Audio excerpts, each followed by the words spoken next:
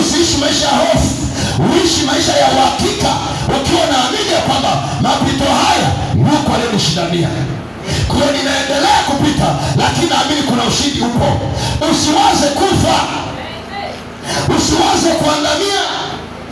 Hata kama daktari anakuambia kwa hali hii wewe utapona, unatakiwa elewe ndani ya moyo wako ya kwamba mimi ni mshindi, kwa sababu kuna aliyenishindia. Sema amen. Warumi inaongelea ile sura ya 8 na ule mstari wa 37.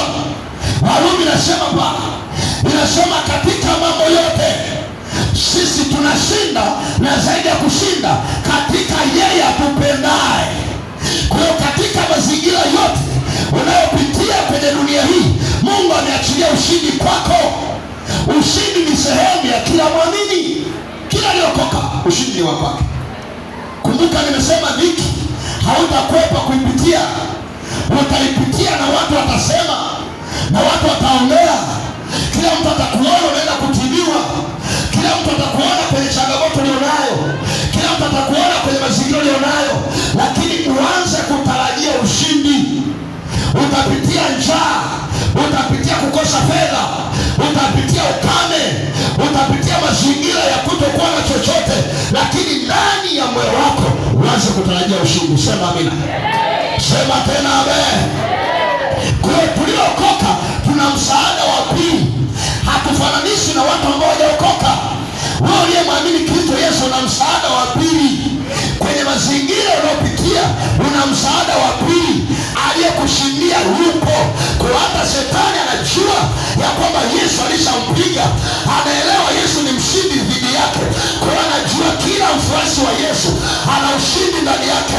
Leo na habari njema juu ya watu wa mji wa Raha ya kwamba Mungu alishawashindania.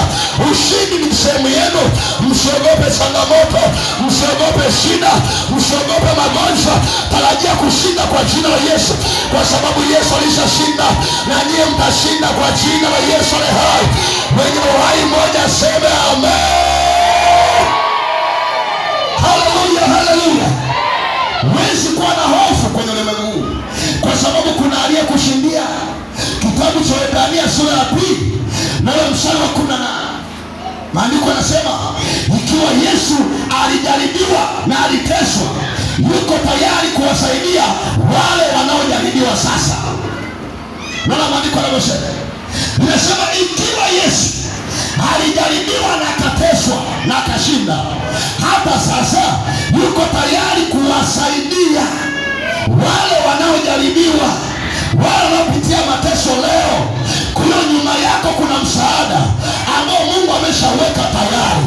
Hata shetani anajua, anakushangaa tu unavyowaza vibaya.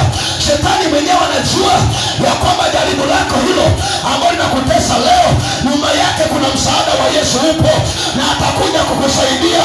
Hata kama utalia, watu wataona machozi, lakini baadaye kuna kicheko kitatokea kwako.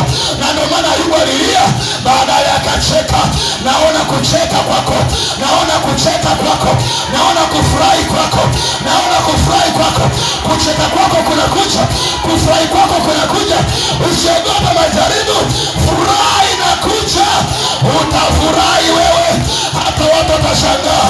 Utacheka wewe, hata watu watashangaa. Ulilia kwa muda mfupi, lakini kicheko kitakuwa ni cha kudumu. Sema amina.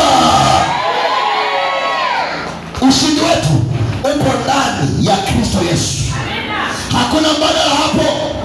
Biblia inathibitisha kwenye kitabu cha Ufunuo 1:18, Yesu anamtokea Yohana.